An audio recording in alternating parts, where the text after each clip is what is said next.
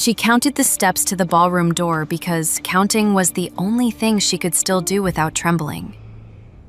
12 from the carriage, 6 across the gravel, 3 up the marble. She held a small gloved hand in each of hers, and the children, sensing the gravity of the night the way small animals sense weather, did not ask questions they had already been told not to ask. The footman at the door looked at her face and forgot, for a full heartbeat, what it was he had been instructed to do. Then he remembered. He bowed. He opened. Inside, the orchestra was playing a quadrille she had once danced badly and laughed through, and the candles were lit in such number that the chandeliers seemed to be holding small constellations in their fists. There were 500 people in that room, perhaps more. She knew most of them by name. None of them, yet, knew that she was there. The herald, an elderly man with a voice like a struck bell, drew a breath he had drawn 10,000 times for 10,000 arrivals, and looked at the card she had pressed into his hand. He read it. He read it again. He looked up at her, and at the boy on her right, and at the girl on her left, and his composure, which had survived 3 coronations and a fire in the West Wing, faltered for the first time in 40 years. He cleared his throat. He squared his shoulders. He stepped to the head of the marble stair. "Her Grace," he announced, and his voice carried the way it was meant to carry, over the violins, over the laughter, over the soft chink of crystal touching crystal. "Her Grace, the Duchess of Ashendel, and the Lady Cordelia, and the Lord Tobias." For a moment, the room behaved as a room is taught to behave when something incomprehensible has been said inside it. The music did not stop. The dancing did not stop. The footman did not stop pouring. Only the small private silences inside each guest stopped, and that was enough. Heads turned. Fans paused mid-flutter. A glass somewhere near the cake was set down too hard. At the far end of the ballroom, beside a tower of white roses and 3 tiers of sugarwork in which a swan had been carved as if from snow, a man in dark blue with a single decoration on his coat lifted his head as though someone had spoken his true name for the first time in 4 years. And beside him, on his arm, a young woman in pale aquamarine, who had practiced this evening in her mirror for a month, felt her own smile freeze at the edges and not quite remember how to be a smile. The Duke had moved on. Everyone said so. The papers had said so. His mother had said so often it had become a kind of incantation in the long galleries of Ashendel House, a charm against memory. Tonight he was to be engaged. Tonight the contracts were to be signed. Tonight the past was, in the polite, ruthless language of his class, to be considered closed. And here, at the head of his marble stair, stood the past, in a gown the color of unbleached silk, with 2 children no one in this room had ever been told about, and a calm in her face that was not quite a calm at all, but a thing made entirely of practiced effort, held together by counting. 5 seconds, she told herself. You have 5 seconds before he crosses the room, or before he doesn't. 5 seconds in which to be exactly the person you have spent 4 years becoming. She did not look at him. She looked at her daughter, whose chin had begun to lift in a small, defiant imitation of her own, and at her son, whose grip on her glove had tightened in the way it tightened when thunder was still very far away, but coming.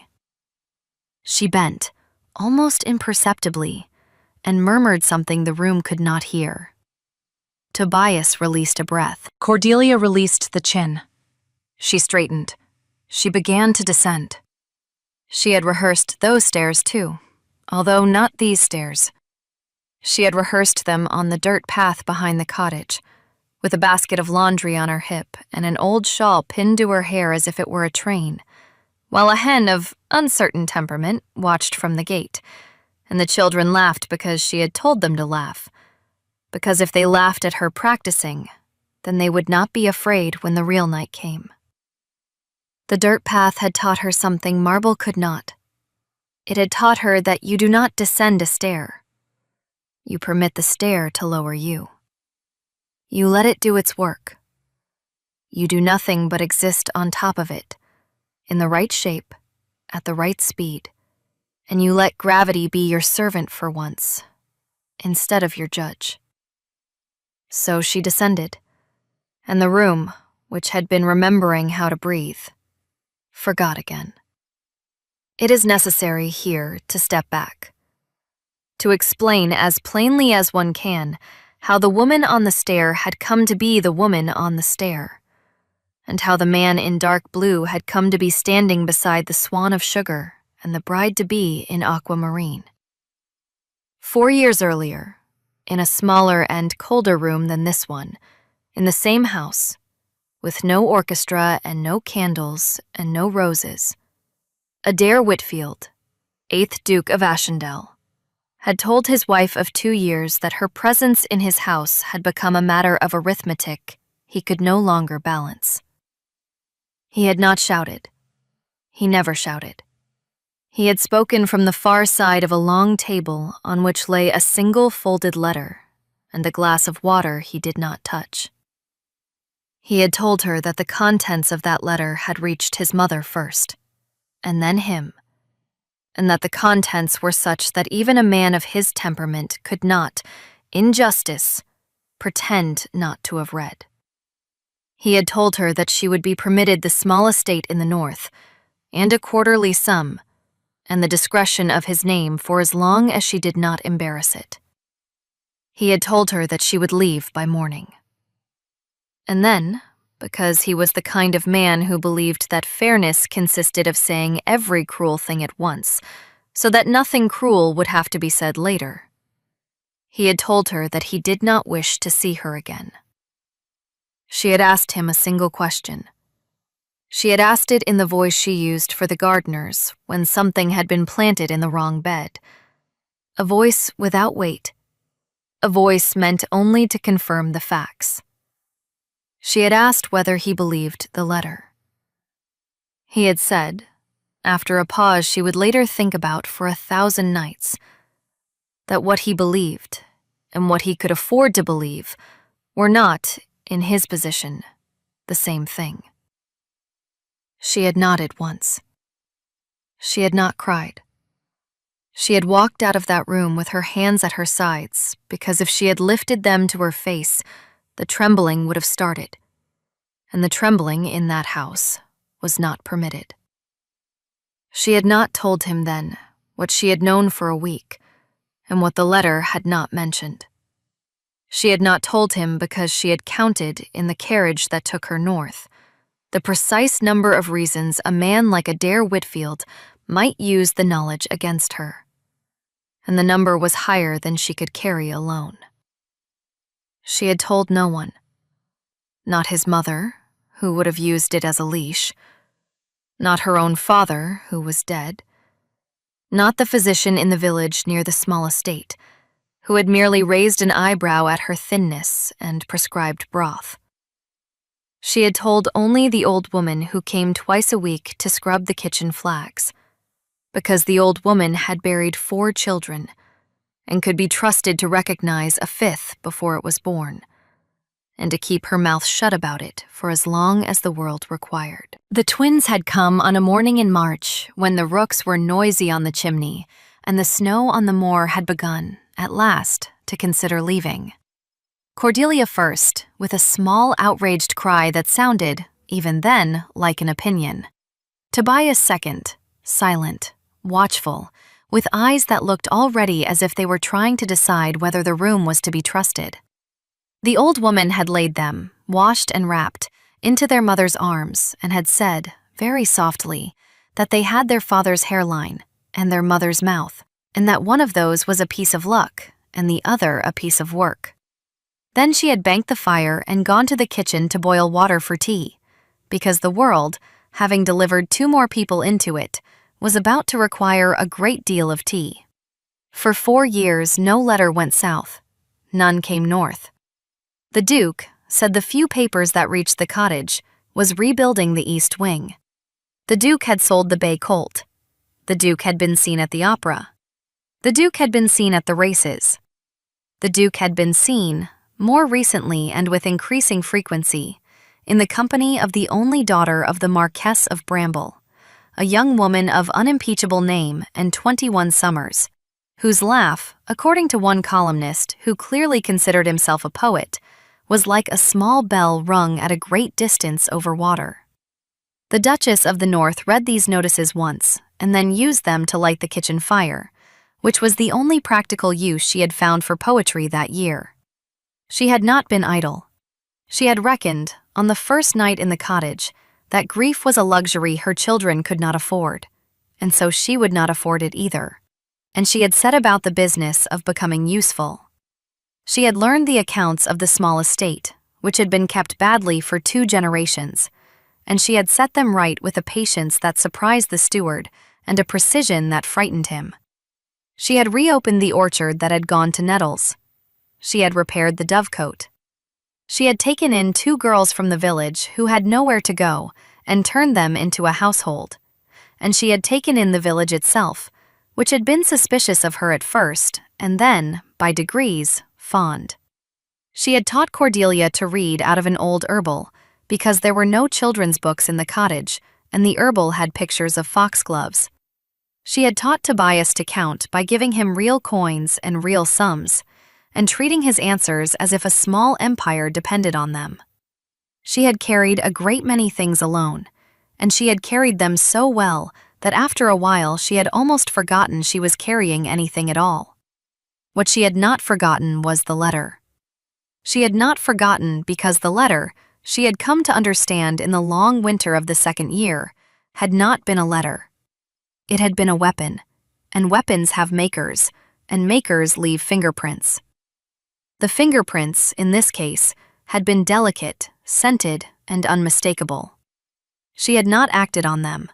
She had not, in 4 years, written a single word in her own defense. She had decided, instead, to wait, and to grow, and to raise 2 children, and to let the maker of the weapon learn what most makers of weapons eventually learn, which is that a weapon laid down does not stop being a weapon, and that the world has a long memory for those who pretend it does not. The summons to the ball had not been a summons. She had not been invited. The card in her reticule, which the herald had read with such difficulty, had not been issued by the Duke, or by his mother, or by his bride-to-be. It had been issued by a person no one in that ballroom would have suspected. A person who had recently come into a piece of information so unexpected and so precise that it had moved her, after years of careful neutrality, to do something rash. The Dowager Marchioness of Westray, who had once stood as godmother at the Duchess's own christening, and who had not spoken her name in public since the night the letter had been read, had written it with her own hand, and sent it by her own footman, and added in a postscript so small it had to be read twice, the words, "Bring them." She had brought them. Now the marble stair was finished, and the floor of the ballroom received her, and the crowd, with that exquisite instinct by which a crowd of 500 can rearrange itself without seeming to move, parted. It did not part the way crowds part for royalty. It parted the way water parts for a stone dropped from a great height, in concentric, astonished rings. She walked through the center of the rings with a child on each hand, and she did not look at the man in dark blue, and she did not look at the woman in aquamarine, and she did not look at the Dowager Duchess of Ashendel, who was seated in a gilt chair near the orchestra, and whose face had become, very quickly, the color of old paper. She looked instead at the little catalyst of the evening, although she did not yet know that was what he would be. He was a boy of perhaps 7, in a footman's livery cut down to fit him, who had been entrusted with the small and important task of carrying a tray of lemon ices to the children at the back of the hall, and who had, upon seeing Cordelia and Tobias enter, simply stopped where he stood with the tray balanced on his palms and his mouth open. She caught his eye. She gave him, almost imperceptibly, the smallest of nods, the kind one gives a soldier on the same side. The boy closed his mouth. He squared his shoulders in exact imitation of the herald above. He walked, with the dignity of a much older person, directly across the open floor that no servant was supposed to cross during a dance, and he offered the tray to Cordelia and to Tobias, as if they had been the only 2 guests he had been told to find. Cordelia took an ice. Tobias took an ice. The boy bowed. The room, which had been holding one breath, exhaled into another. And the orchestra, blessedly, kept playing, because the conductor was a Frenchman of long experience who had decided some minutes earlier that whatever was happening in his ballroom tonight, the music would not be what ended it. The Duke had not moved. This was important. A man who does not move in a moment that demands movement is doing one of 2 things. He is either incapable or he is calculating. Adair Whitfield, in the 4 years since he had sent his wife north, had not once, to anyone's knowledge, been incapable of anything. He stood beside the swan of sugar with his right hand resting lightly on the edge of the table, and his left hand resting lightly on the gloved hand of his intended, and only the small white area at the corner of his mouth gave any indication that he had recognized, somewhere beneath the surface of his self-possession, what had just walked into his ballroom. He was looking not at his wife, but at the boy. The boy with the watchful eyes, who was eating a lemon ice with the slow gravity of someone who had been instructed not to drip on his coat. His son. Although he did not yet know that word in connection with that face. He was, as those who knew him best would say afterwards, working it out at considerable speed.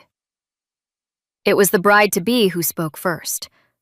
This, too, was important. Lady Honoria Bramble was 21 and had been raised to believe that the worst thing a woman of her rank could do at a ball was fail to know the correct thing to say within 4 seconds of being addressed.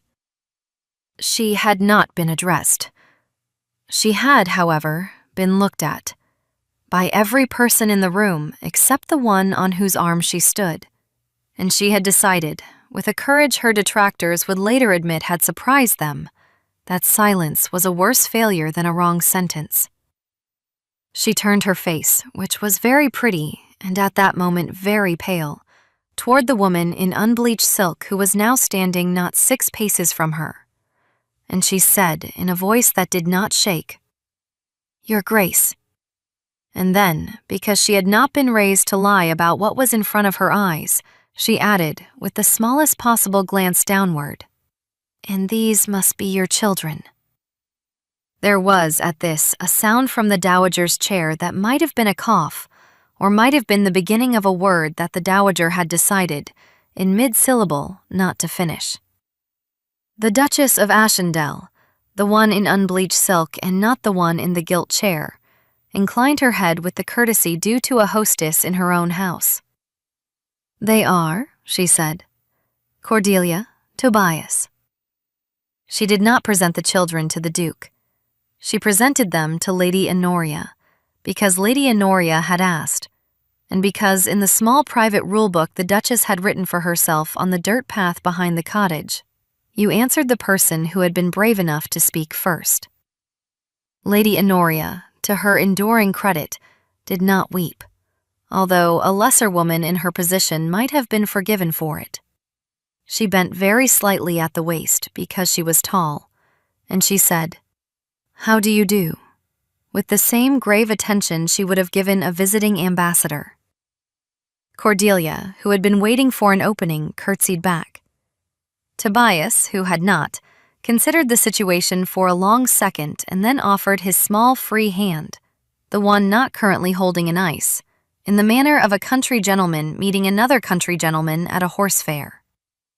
Lady Honoria, after the briefest of glances at her own gloved fingers, took it. She shook it. She returned it.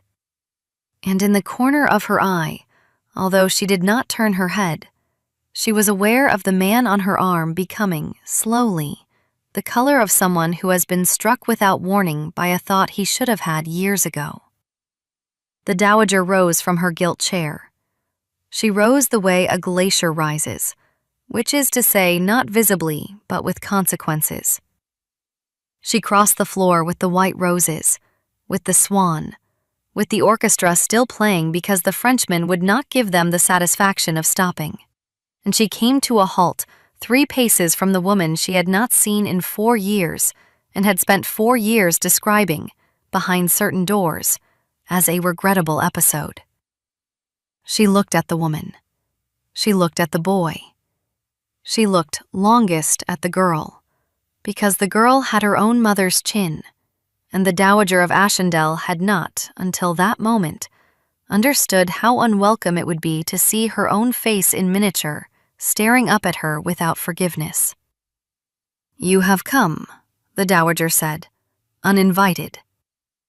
"I have come," the Duchess said, "invited." She did not produce the card. She did not need to. Behind the Dowager, near the doors to the supper room, the Dowager Marchioness of Westray had risen from her own seat and was standing with her hands folded in front of her, and a small, terrible smile on her face. And the Dowager of Ashendel, who had been a girl with her once and knew the smile by heart, understood at once that the card had come from there, and that a great many things were going to be more difficult tonight than she had planned. There was a movement at the Duchess's elbow. The Duke had crossed the open floor. He had crossed it without seeming to decide to cross it. The way a man finds himself at the door of a room he had told himself he would never enter again. He stopped at a polite distance. He did not bow. He did not, yet, speak. He looked at his wife, and for the first time in 4 years, his wife permitted herself to look at him. She had imagined this look. She had imagined it in the cottage, on the dirt path, in the long winter, at the foot of the marble stair. She had imagined it as a confrontation, as an accusation, as a question. It turned out to be none of those things. It turned out to be only a look. And the look was tired, and underneath the tiredness was the thing she had refused, for 4 years, to name. She named it now, briefly, privately, the way one names a wound in order to dress it. Then she looked away. "It is," she said evenly, "your engagement ball, Your Grace. We will not stay long. The children wish to see the cake." This was a lie, and everyone within hearing knew it was a lie, and the lie was so kindly constructed, with so much of the work done by the word cake, that for a moment the entire knot of people around them, the Dowager and the Duke and Lady Honoria and the Marchioness of Westray and the small footman with the now empty tray, were given the option of pretending that this was, after all, only a story about cake. Lady Honoria, who had been raised to take such gifts when they were offered, took it. She turned to Cordelia. "Would you like," she said, "to see it more closely? There is, I am told, a swan." Cordelia, who had already seen the swan and intended one day, in the privacy of her own home, to make a better one, said that she would like that very much. Tobias said that he would also like that very much, and added, with the perfect timing of a child who has been listening more carefully than the adults realized, that he hoped the swan was not real, because he did not approve of cooking swans. Lady Honoria laughed. It was not the laugh the columnist had compared to a bell rung over water. It was a different laugh, smaller and more honest, and the Duke, who had not heard it before, heard it now and registered it, the way a man registers a sound from a house he is about to leave. They went to look at the cake. The Dowager Marchioness of Westray went with them, because she had not stood at a christening for nothing. The Dowager of Ashendale did not. She remained where she was, in the small open space the crowd had made around them, and she looked at the woman she had banished, and the son who had banished her, and she said, quietly, so that only the three of them could hear, "You should not have come." "I should not have had to," the Duchess said. The Duke spoke for the first time. He spoke her name. He spoke only her name, and he spoke it the way one speaks a word in a language one has not used in a long time and is not sure one still has the right to. She let the name fall into the silence between them. She did not catch it. She did not return it. She let it lie there on the polished floor of his ballroom, where it had been dropped, and she waited to see what he would do with it next. "I did not know," he said. "I know," she said. "That is the thing I have, all these years, found hardest to forgive." His mother began to speak. The Duchess raised one gloved hand, only an inch, only enough to make the gesture visible to the two of them and to no one else. And the Dowager, who had not been refused anything in a public room in 40 years, stopped speaking. The Duke noticed. He noticed in the way he noticed everything, which was completely and without comment, and a small piece of the architecture of his last 4 years rearranged itself behind his eyes. "There is a letter," the Duchess said. "You read it once. You will read it again." "Not tonight. Tonight is Lady Honoria's. Tomorrow, in your library at 11. You will read it with the seal still on it, because the seal will tell you what the letter did not. You will read it, and then you will decide what kind of man you are, because the kind of man you have been pretending to be for 4 years has, I think, begun to tire you." She paused. She softened very slightly, because she had not come here to wound him in public, and she did not wish to start now. "The children," she said, "do not yet know your name. They know that they have a father. They know that he is a great man in the South. They know that he has been away on business that could not be helped. I have told them no other story. What story they hear next will be the one we tell them together, if there is a together. If there is not, I will tell them the truth, and the truth will be kind, because they are too young for any other kind. Do we understand each other?" He understood her. He had always, in fact, understood her, which had been his particular tragedy. He inclined his head. It was not a bow. It was the gesture of a man acknowledging a verdict he has not yet been given permission to appeal. 11, he said. She turned. She walked, without hurry, in the direction of the cake, where her children were being shown by Lady Honoria the precise place on the sugar swan at which the confectioner had signed his initials in a curl of frosting so small that one had to lean very close to see it. She joined them. She admired the swan.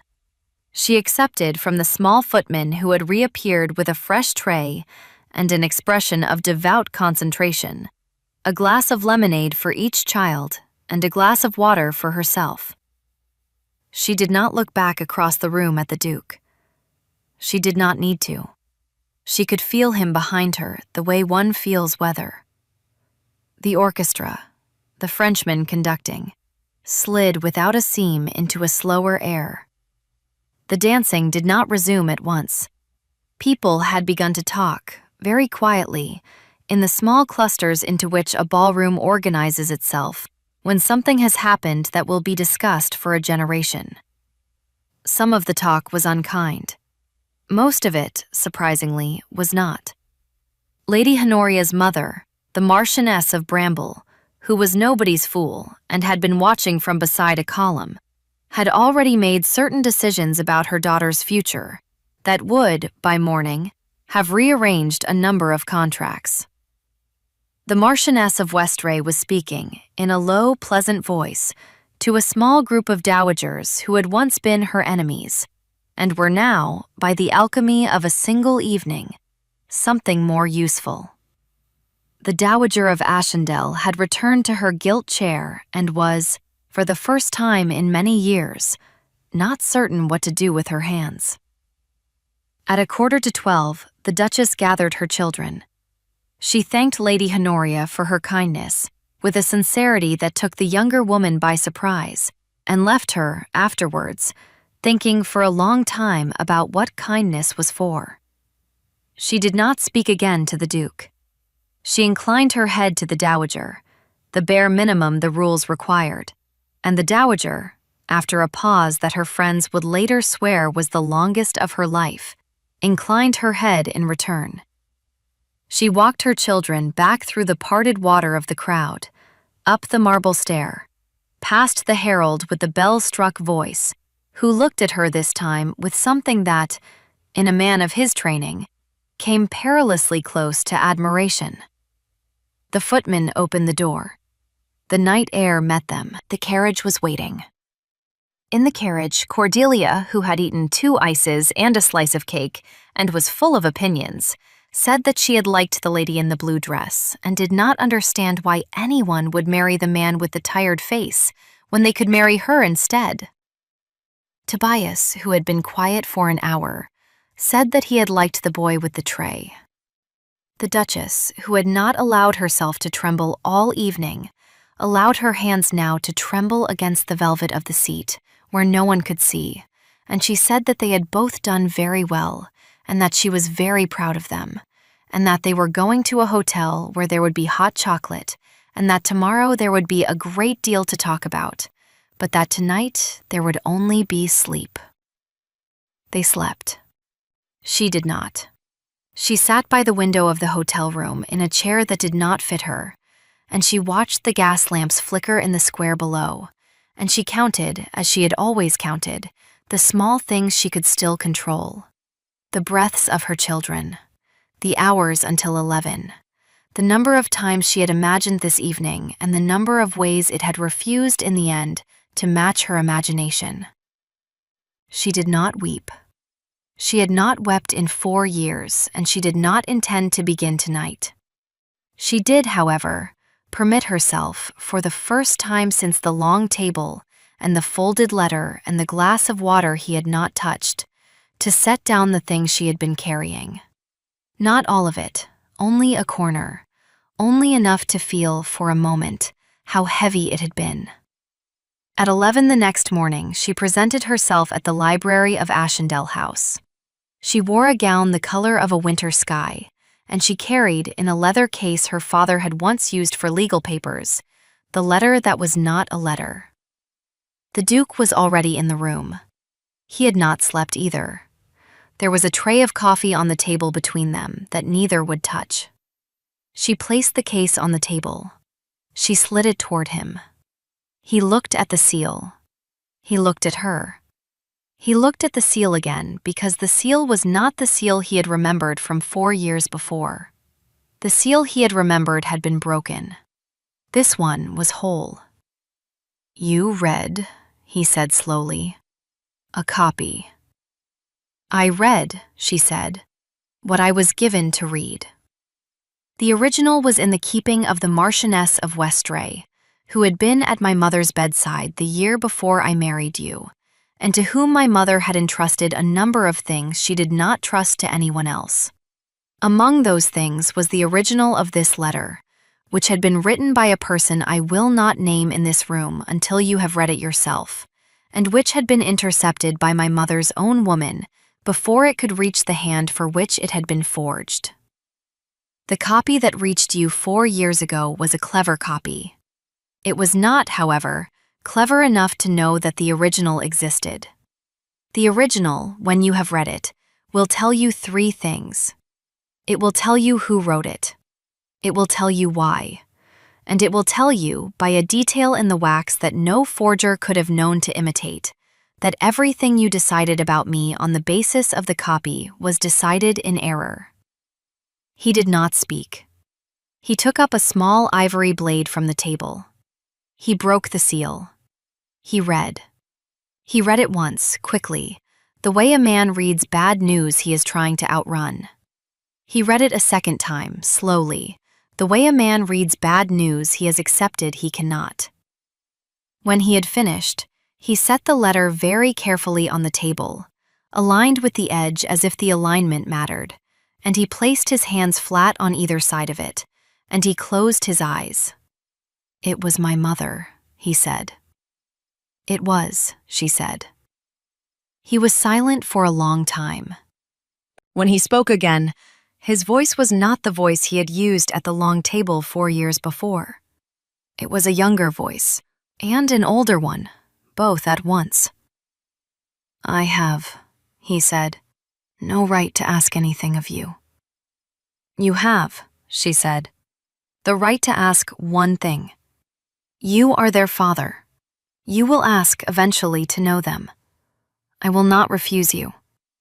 I will, however, set the terms, because I have earned them, and because the children are not a treaty to be negotiated, but 2 small people who have, until last night, been protected from every cold wind I could keep off them, and I do not intend to stop now. Do we agree?" "We agree," he said. She nodded. She rose. She did not, this time, refuse to look at him. She looked at him for a long, quiet moment, and what passed between them was not forgiveness, because forgiveness, she had decided long ago, was not a thing one gave in a single morning across a library table. It was something smaller and more useful. It was the agreement to begin. She left the letter on the table. She left the case beside it. She walked out of the library, and the door closed behind her with the soft, definitive sound of a door that has been waiting 4 years to close in exactly that way. The rest, as the dowagers say when they are tired of a story, was a matter of arrangement.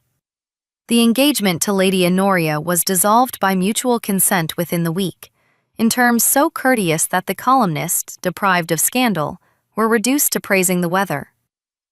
Lady Honoria, who had discovered in herself on the night of the ball a capacity for honesty she had not known she possessed, declined 3 subsequent offers and went instead to study botany in Edinburgh, where she became, in time, a person of small but real consequence in the matter of ferns, and where, some years later, she married a quiet Scottish doctor who made her laugh the second laugh, the small, honest one, every day of his life.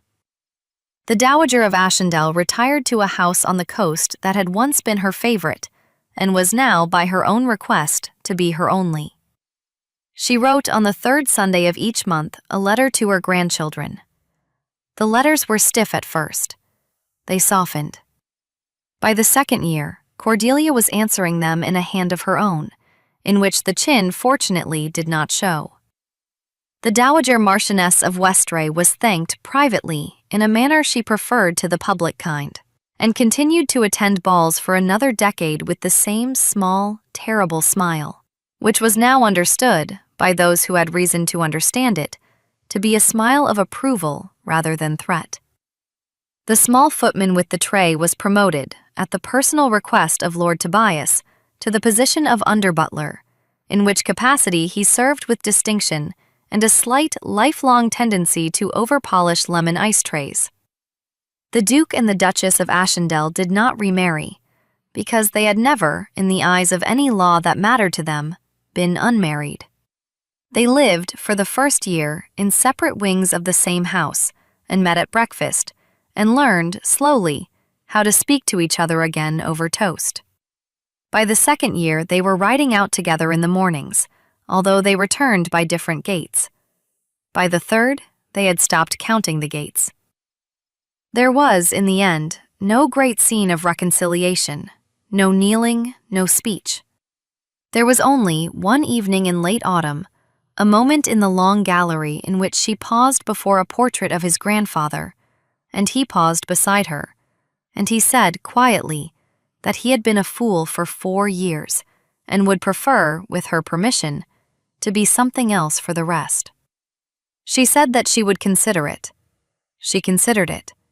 She gave her permission, and the thing in her that had been carrying for so long, the corner she had set down in the hotel room, set down the rest. And it broke, quietly, in the way she had always known it would. And the gallery, with its tall windows and its indifferent ancestors, was the only witness. And the gallery, being well-bred, declined to comment. And if you have ever stood at the top of a stair you were never meant to climb, with 2 small hands in yours and the whole bright, terrible room of your life waiting below, and counted your steps because counting was the only thing you could still do without trembling, then you already know what it cost her to descend, and what it gave her, in the end, to be seen. Tell me, before you go, which moment of tonight's story you will carry with you into tomorrow. Was it the herald's voice on the marble stair? Or the small footman with his tray? Or the laugh that was not the bell over water, but something smaller and more honest? Or the seal that had never been broken? Or the gallery that declined to comment? Whichever it was, set it down gently somewhere inside you, the way she set down her corner in the hotel room, and let it rest there until the next story finds you. And if you would like the next story to find you here, by this same fire, with the same low light and the same patient company, draw your chair a little closer and stay a while longer, and we will keep a place for you when the candles are lit again. Until then, sleep softly and travel kindly, and remember that some doors take 4 years to close in the right way, and that the right way is always worth the wait. Good night.